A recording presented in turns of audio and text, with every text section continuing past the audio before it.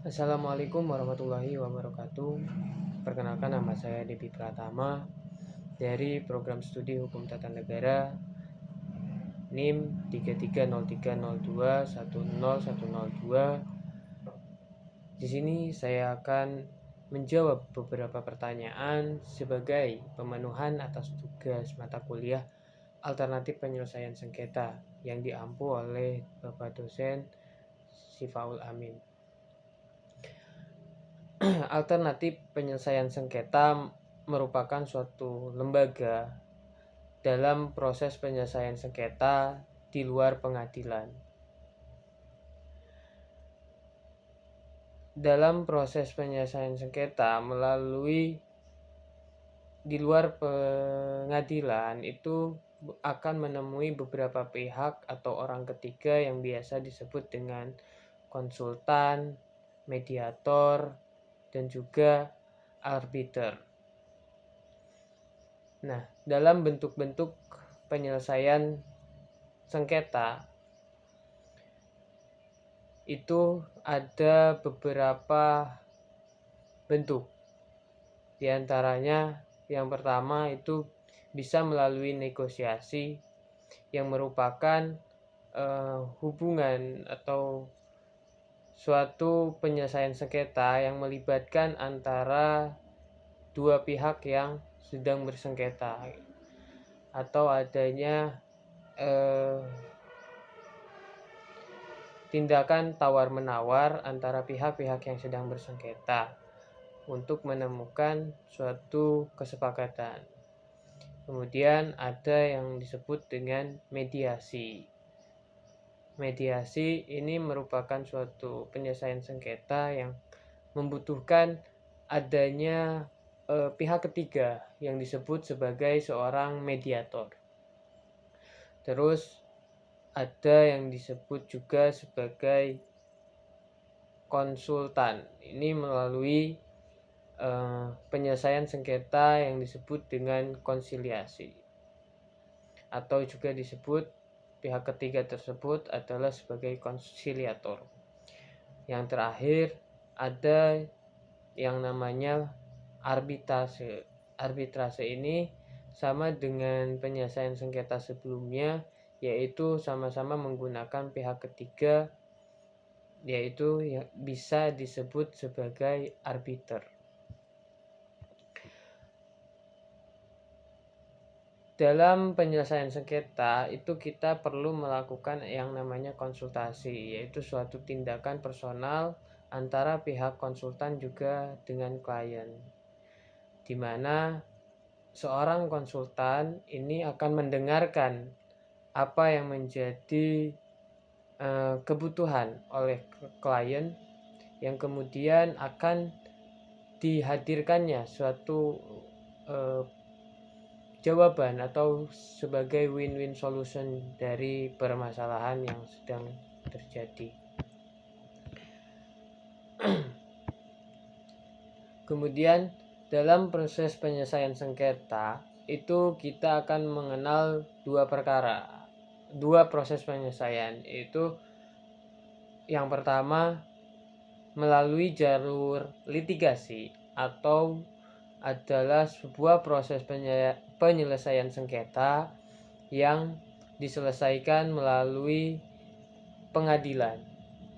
Sementara yang kedua yaitu penyelesaian sengketa yang dilakukan secara non-litigasi, adalah penyelesaian sengketa yang dilakukan di luar pengadilan. Upaya yang dilakukan dalam proses penyelesaian sengketa melalui litigasi itu harus melalui beberapa prosedur, yaitu melalui pendaftaran, pembayaran biaya perkara, terus menunggu surat panggilan sidang, kemudian akan ada mediasi dalam persidangan tersebut, kemudian nanti setelah semua proses persidangan itu berjalan, akan ada yang namanya sebuah putusan yang dikeluarkan oleh pengadilan. Terus selanjutnya yaitu penyelesaian sengketa yang dilakukan melalui jalur non litigasi, itu juga sebagai penyelesaian sengketa atau penyelesaian alternatif sengketa bisa berupa antara pihak yang bersengketa dengan bentuk-bentuk penyelesaian sengketa melalui jalur non-litigasi, yaitu bisa melalui konsultasi, negosiasi, konsiliasi, mediasi, dan juga arbiter atau arbitrase.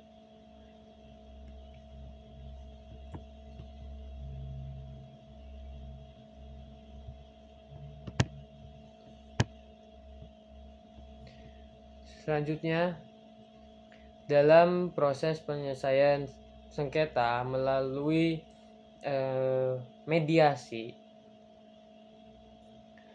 itu ada beberapa tahapan yang harus ditempuh oleh orang yang bersengketa tersebut. Yaitu yang pertama, mediator harus memperkenalkan diri kepada para pihak yang sedang bersengketa. Kemudian akan ada perumusan masalah dan menyusun agenda dalam proses penyelesaian sengketa tersebut.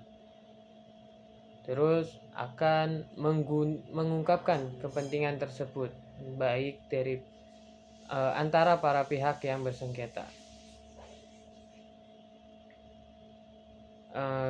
Mediator juga harus memberikan sebuah pilihan dalam upaya penyelesaian sengketa. Kemudian adanya analisa pilihan penyelesaian sengketa, dan juga akan ada yang namanya proses tawar-menawar hingga akhir dan sampai adanya kesepakatan antara dua pihak yang sedang bersengketa.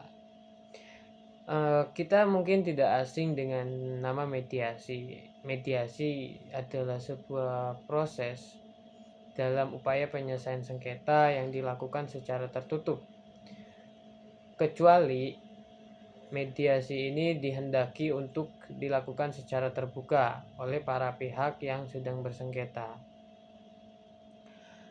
Ini dilakukan hanya antara para pihak yang sedang bersengketa, kemudian mediator, dan juga kuasa hukum.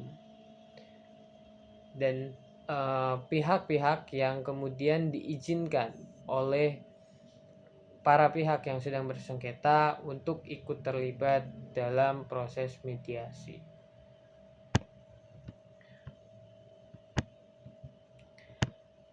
Selanjutnya, saya akan menjelaskan mengenai penyelesaian sengketa melalui negosiasi.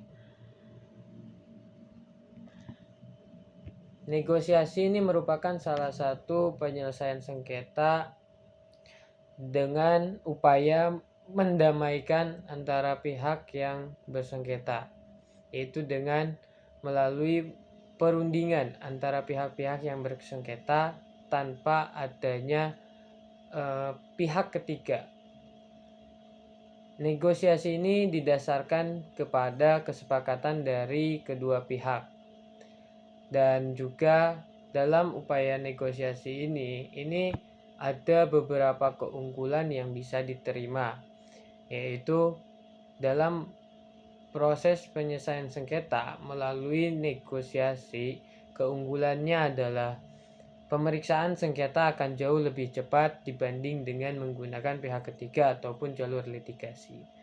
Dan juga upaya yang dilakukan itu dengan prosedur-prosedur yang cukup sederhana dan tidak membuang-buang waktu atau tidak membutuhkan waktu yang banyak.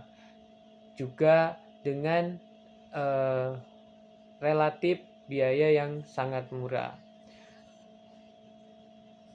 Penyelesaian sengketa ini juga memiliki sifat yang tertutup dan rahasia. Dan ini bisa menjadi salah satu penyelesaian sengketa yang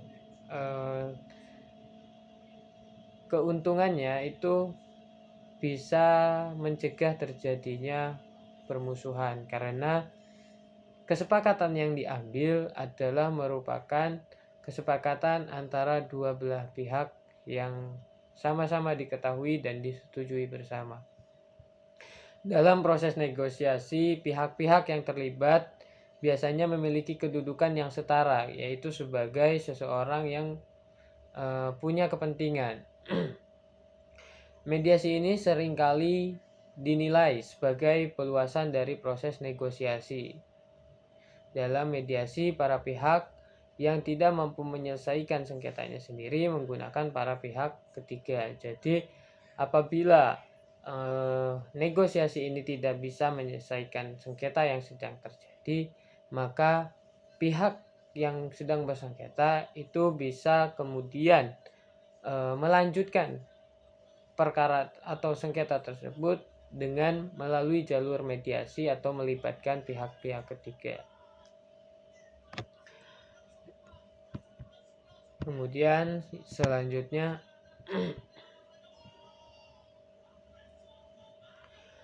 penyelesaian sengketa melalui konsiliasi. Konsiliasi merupakan salah satu alternatif dalam proses penyelesaian sengketa yang dilakukan di luar pengadilan. Hampir sama halnya dengan mediasi. Proses penyelesaian konsiliasi ini sama-sama melibatkan pihak ketiga, yaitu seorang konsiliator, yang mana seorang konsiliator ini adalah orang yang harus bersikap netral terhadap proses sengketa yang sedang terjadi.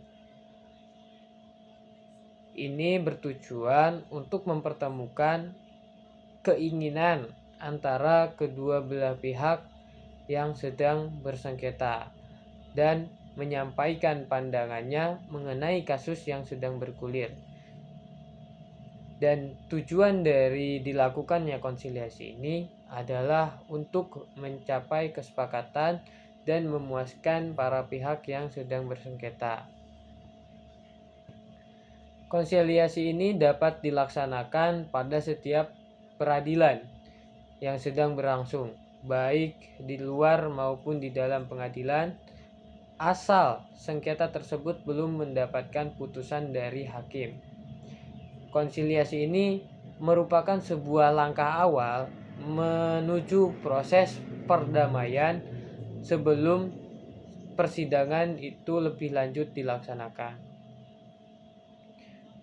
Konsiliasi itu dapat digunakan untuk menyelesaikan sengketa kepentingan, perselisihan, pemutusan hubungan kerja, atau perselisihan antara serikat pekerja atau serikat buruh dalam suatu perusahaan. Salah satu contoh dari proses penyelesaian sengketa melalui konsiliasi adalah ketua RT yang kemudian membantu menyelesaikan sengketa atau penyelesaian antar warganya, penyelesaian perkara antara warganya melalui ketua RT tersebut.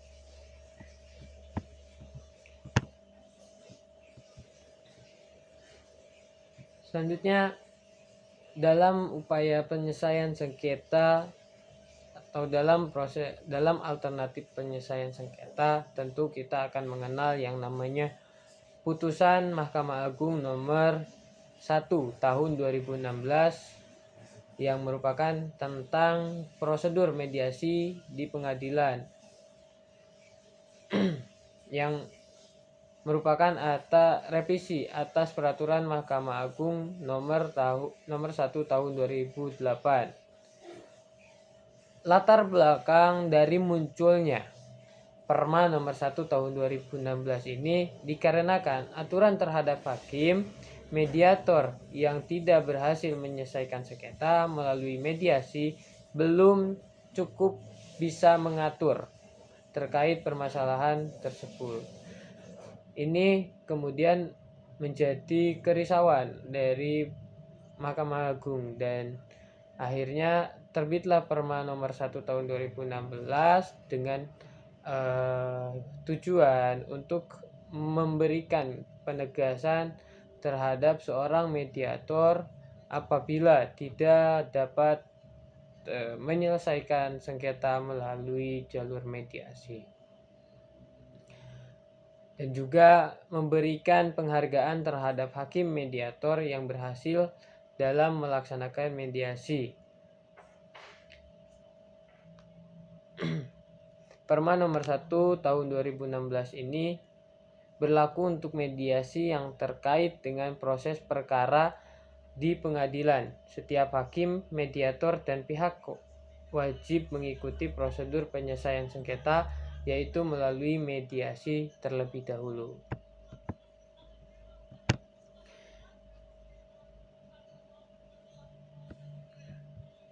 Penyelesaian sengketa yang selanjutnya yaitu adalah melalui proses arbitrase. Arbitrase ini sama halnya dengan proses penyelesaian sengketa sebelumnya, sama-sama merupakan penyelesaian sengketa yang membutuhkan adanya pihak ketiga, yaitu seorang arbiter. Arbitrase ini menjadi pilihan dalam proses penyelesaian sengketa karena prosedurnya tidak begitu rumit dan juga tidak menggunakan biaya dan waktu yang lama. Dan juga penyelesaian sengketa melalui arbitrase ini sifatnya lebih tertutup, sehingga kerahasiaan dari perkara kedua belah pihak ini sangat terjaga. Dalam proses penyelesaian sengketa melalui arbitrase itu harus melalui tahap-tahapan, diantaranya permohonan kepada lembaga arbitrase, kemudian akan dilakukan penunjukan arbiter, akan didengar jawaban termohon, kemudian pembentukan majelis arbiter, akan ada selanjutnya yaitu sidang arbitrase, pembuktian, kesimpulan, dan kemudian akan terbit sebuah putusan. Putusan dari seorang arbiter ini juga memiliki putusan yang bersifat final dan mempunyai kekuatan hukum tetap. Jadi para pihak yang kemudian mencoba menyelesaikan sengketa melalui jalur arbitrase ini harus mengikuti atau menjalankan putusan yang telah ada.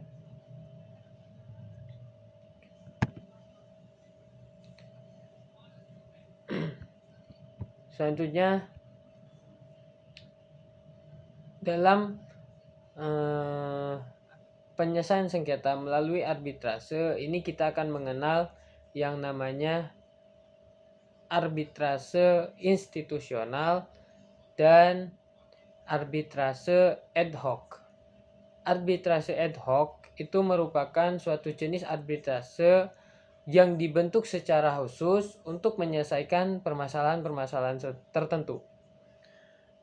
Arbitrase ad hoc juga dikenal sebagai voluntary arbitration. Arbitrase ad hoc ini tidak mempunyai jasa dan badan arbitrase dan juga tidak terikat dengan badan arbitrase. Jadi dalam proses penyelesaian sengketa melalui arbitrase ad hoc ini bersifat insidental dan bubar setelah sengketa ini kemudian selesai. Sedangkan arbitrase institusional itu adalah sebuah arbitrase yang melalui lembaga-lembaga tertentu. Kita akan mengenal yang namanya Badan Arbitrase Nasional Indonesia atau BANI dan juga Basarnas, Badan Arbitrase Syariah Nasional. Perbedaan antara penyelesaian sengketa melalui arbitrase ad hoc dan juga arbitrase institusional itu terletak pada jalur koordinasi atau ada dan tidaknya terkoordinasi. Arbitrase ad hoc itu cenderung tidak terkoordinasi oleh suatu lembaga, sedangkan arbitrase institusional itu dikoordinasikan oleh suatu lembaga.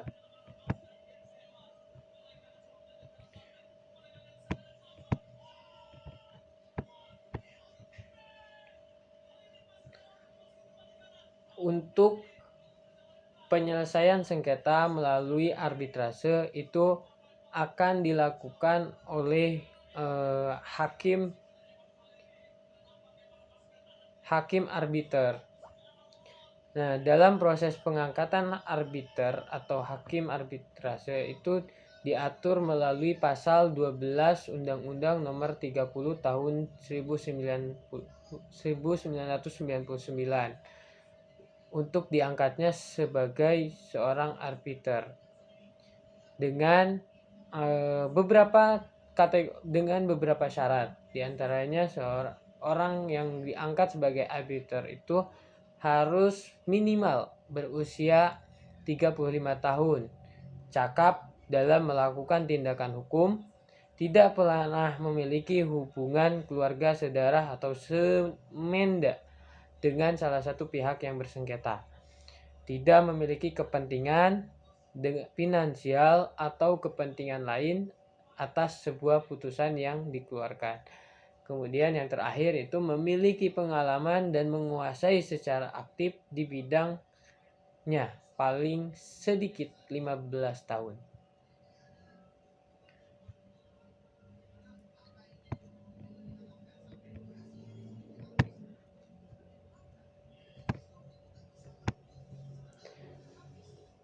Kemudian yang terakhir adalah seperti yang tadi sudah dijelaskan bahwa dalam penyelesaian sengketa arbitrase institusional kita akan mengenal yang namanya BANI, Badan Arbitrase Nasional Indonesia, dan juga Badan Arbitrase Syariah Nasional, yang mana keduanya merupakan dua lembaga arbitrase institusional yang berfungsi untuk menegakkan keadilan dengan menyelesaikan sengketa di luar pengadilan. BANI merupakan lembaga yang menyelesaikan sengketa di bidang sektor perdagangan, industri, dan juga keuangan. Sementara Basarnas menyelesaikan sengketa dalam proses-proses muamalah atau keperdataan di kalangan umat Islam.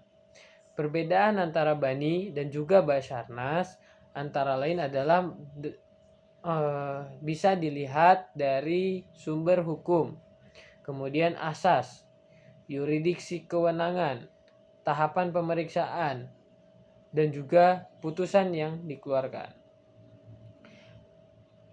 Jika BANI mengeluarkan sebuah putusan arbitrase, itu harus diucapkan dalam waktu paling lama 30 hari setelah pemeriksaan itu ditutup. Sementara jika Basarnas itu tidak diatur hal seperti yang diatur pada BANI. Selanjutnya adalah